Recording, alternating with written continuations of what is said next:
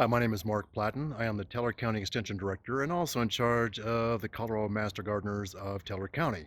Today we'll be talking about how to build a raised bed hoop covering, and there's a lot of ways you can see this on the internet, all kinds of different designs. I kind of prefer this one myself, so I'm going to show you how this kind of unfolds for me. First of all, I'm going to show you some of the tools we need. I've got my carpenter's pencil there, some actually drywall screws. It can be any kind of screws, but those are about 1.5 inches long. Probably anything from 1 inch to 1.5 inches will be fine. I've got my utility knife. I've got some galvanized tube straps there. This is a PVC pipe cutter, my handy dandy electric drill, and a tape measure. So those are some of the tools that we'll be using today in designing this. I'll show you I've got a couple of my raised beds already covered this way, or at least in the beginning phases there, and all that's left is for me to kind of cover them up. Now my raised beds are 3 foot wide by 12 foot long. There's a reason why I like to have them 3 foot wide, because I can reach them easily from either side of the bed without having to actually put my foot or lean into the bed itself, and which can cause compaction of the soil, which we don't want to have happen. It also makes it a nice size for my particular yard. 12 foot long. That's how I did it. I picked up some 2x12s, and that's Doug Fir 2x12s from Home Depot, I believe it was. So my raised bed is about 11 inches deep with soil, and that's actually enough for most of the raised beds. I hope you can see on these other beds there's equal spacing between the hoops there. And what I've done here, I've spaced them 3 feet apart. So I've got my tape measure laid out here. I'm just going to mark off every 3 feet with a mark. You can see 6 feet there, 9 feet, and my 12 is already done. I chose every 3 feet for my measurements to put these hoops in, because if you get a little bit any narrower than that, like say a 2 foot spacing, could be a little bit challenging getting in between and working the soil and working the beds out. If you get any wider than that, you lose the structural support of it. So on this particular beds, I'm working with every 3 feet on that. All right, what I'm going to do now, since I've finished marking these every 3 foot, I'm going to take my straps here and my screws, and where my marks are, and I'm starting here at the very beginning, so I know there's going to be a place right here.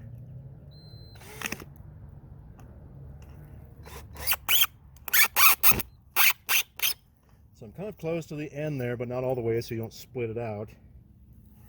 I'm going to put this one here, keeping them relatively level with each other. You can see I'm not getting too crazy, but I'm not going to screw them in all the way.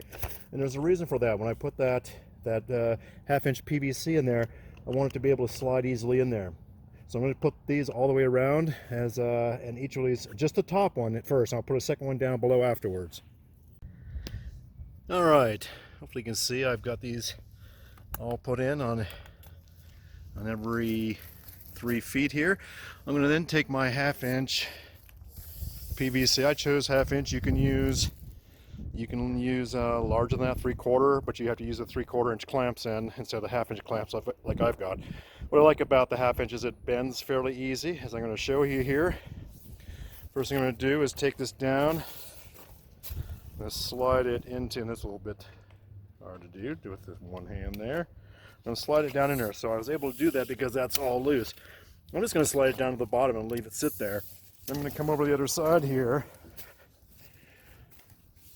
And you may not be able to see this yet very well, but I'm bending this. I'm going to slide it down in the slot on the other side here and slide it all the way in. So there's the first of my 5 hoops. So that's pretty simple. So I'm going to continue to do that along down there, but you can see there's only one hook there, whereas on the other one there's 2 clamps down there, and that'll provide stability. That bottom clamp then will come in, you can see all the way down there, will provide nice rigidity to it. You can also, as you're putting in that bottom clamp, this can move, will like to move this way and that way. See that bottom moving there? You can move them and put the clamp on, and so it's sitting actually vertical. So I'm going to do that. All right, so now I've got the 5 in, And if I hadn't said this before, this is the 10-foot long sticks of the 1/2-inch PVC. Again, you get these from Home Depot, Lowe's, any of those supply stores. They're about just under $2 each, so pretty inexpensive that way.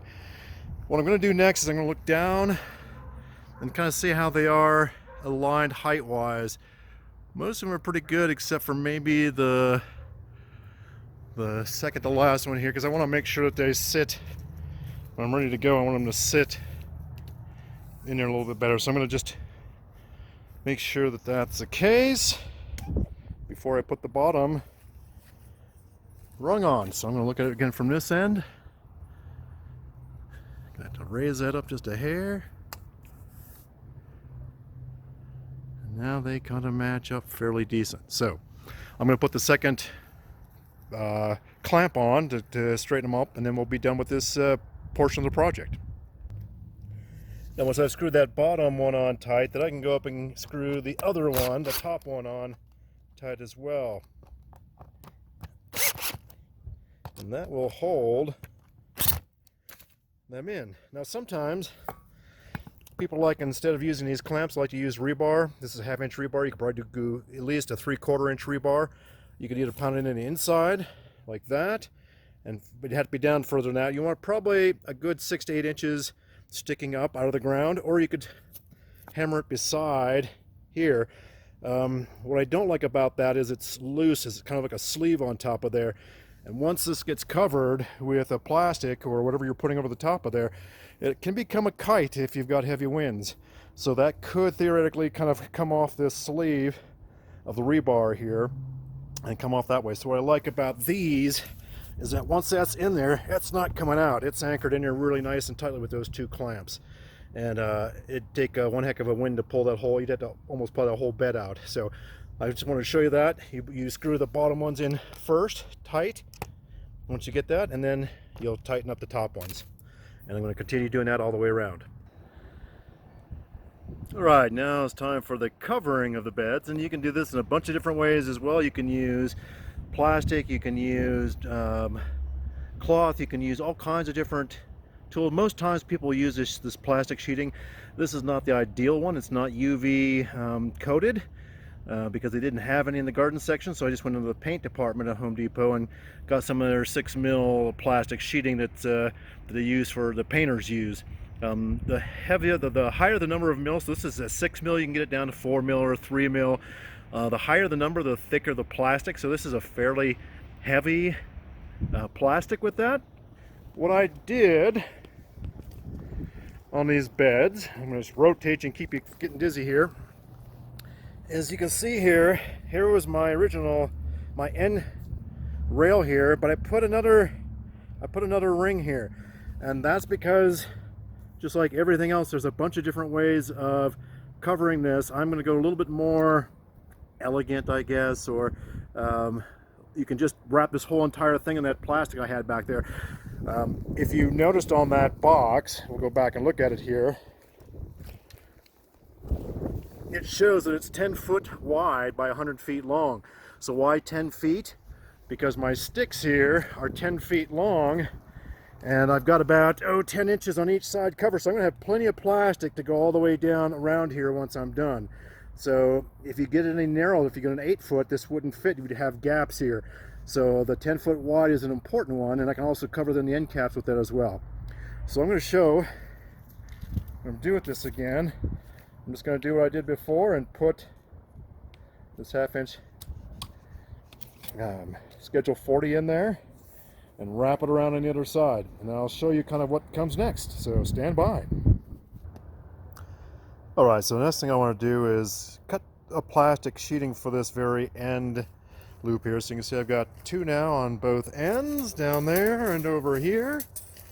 I'm actually going to cover this end hoop individually with plastic so I can use the other one. But I need to measure the width of this, which is, as I know the bed is 3 feet wide, this is a little over 3 feet, so I'm going to probably cut the plastic here at 4 feet just so I can wrap around the corners and stuff. So this is done. Again, I know it's 10 feet wide, but it's folded over several times. So I'm going to pull stuff out. I just need to measure it out about 3.5 feet, and I will cut it that way.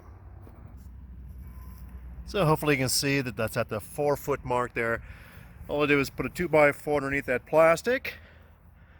I'm just going to cut across there. If you want to be a little bit more exact than that, to make it exactly 4 feet, you can do that, but I'm just going to do it with using my utility knife and actually make a cut right down the middle here of the 2x, and there's my sheet.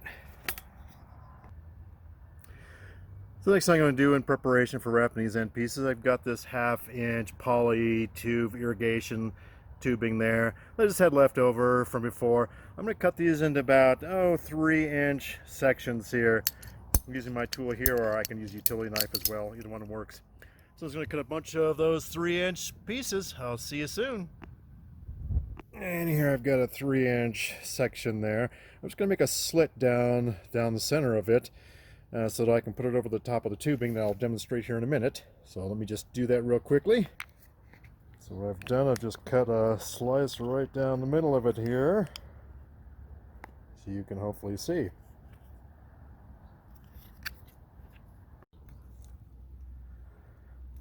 Alright, so I've opened up the plastic and laid it over this first hoop, not the second one. It's extended around there. I made sure there was kind of on the inside of the bed here, it's covered down to the bottom piece there. And with these little pieces that we just cut here, all I'm going to do is just slide them right over the top of the end pieces like this, and they actually nicely hold that plastic right to that 1/2-inch Schedule 40 PVC. Now again, if I had gone with that 3/4 inch, I would have probably had to use the 3/4 inch poly pipe for that, but with the 1/2-inch PVC I was able to use this 3/4. It stays under nice and tight, holds it down there, and I'm going to complete wrapping this one up and you'll see what it looks like. So as you can see, I've got quite a bit of leftover plastic there, so I'm going to cut it off, but right at the base of, right at the bottom of the pit, because I'm going to roll it up then and anchor it down. So I'll show you that in the next step here. So I'm just going to cut this piece off. What I'm going to do is take one of these 1-inch by 2-inch 8-foot long, they were 8 foot long until I cut them into 3-foot long sections, but they were furring strips you can get from Home Depot or Lowe's. They're about $1.25 a piece for an 8-foot stick. Because my beds are 3 feet wide, I cut 2 out of each of those sticks. And what I'm going to do is I'm going to come down here to the bottom, as I mentioned. I'm going to wrap this up. I'm going to roll it up like a burrito here a few times, like that. And hold on one second while I kind of use both hands to straighten it out. So now it looks better there. What I'm going to do is I'm going to drill 3 holes through here, because that furring strip tends to split if you don't pre-drill. So I'm going to drill it and I'm going to put 3 screws in there. In this case, you want at least probably 1.5 inches to 1 5/8 inch minimum length screw on this, just to hold it in there. Alright, so what that does then is it really secures that plastic to this final outside edge here. So kind of looks like on the end there. I'll show you the inside here. I can clean that up a little bit better and make it look a little bit nicer, but nobody's going to see the inside very much. What that does is give you a double layer of plastic, a nice insulative area here on these end pieces. So and should protect animals from getting in that with that bottom piece screwed down there. So I'm going to do that to the other end as well, and then we'll put the final cover over the top. Stand by. So both the end caps are done now, and next I'm going to cover the main body. And again, I'm going to turn it sideways here. You could have made this a whole lot easier and just wrap the plastic around the entire thing and clamp it down. It would have been nice and tightly sealed. It would have done the work just perfectly. I'm doing this a little bit higher end with things, and putting a lot more time and even money and effort into it. But I'm going to continue with the process. So the next thing to do is I took a 2x12 and cut it in half. I'm going to use those as my my rails.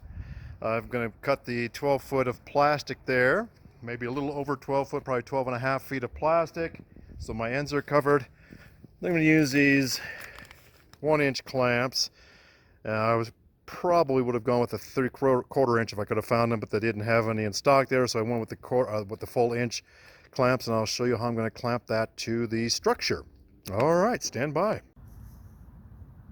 All right, so now you can see I put those 1-inch clips all the way down, so now that railing can move up and down around there, and it'll structurally hold everything together and also keep that from blowing off or opening up or anything. So next thing I'm going to do the same thing on the other side. All right, so I've got it now on both sides. Again, what's nice about this is that it lifts right up.